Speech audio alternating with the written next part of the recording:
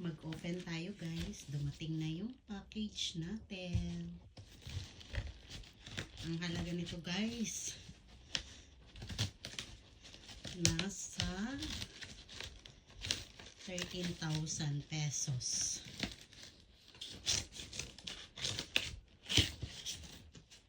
Kasi iba na ang price pagdating dito sa Norway. Ayan.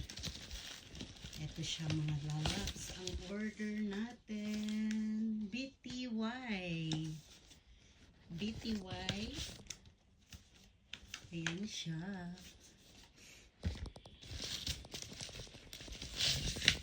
Ayan. Ayan siya mga lalabs.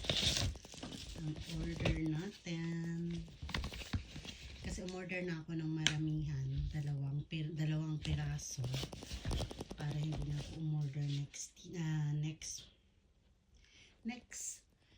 month. So, ayan siya. BTY. Ito ang gamit ko guys. At meron pa siyang vitamin C serum. Ayan. Vitamin C serum. Retinol. Meron siyang retinol. Ayan. Iba ang retinol. Iba rin yung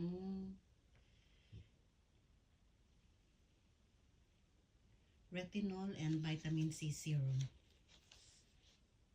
Ayan. Retinol serum and vitamin C serum. Ayan siya mga lalabs. Dumating na rin siya. So, good for 3 months ko to siya. Good for 3 months ko na siya guys. So, marami-rami na rin siya. Tsaka hindi lang naman siya na as in ito lang ginagamit ko. Binablaning ko siya or sinasagol ko siya sa papaya lotion din. Ito lang talaga yung gamit ko, tsaka yung papaya lotion. Ayan. Unboxing. Diba?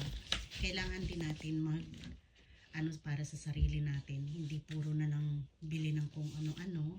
Syempre, para din sa katawan natin. Rin tayo sa sarili natin. Kumbaga, mag-invest din tayo para sa sarili natin, diba? Ayan. Thank you mga lalabs. Ayan.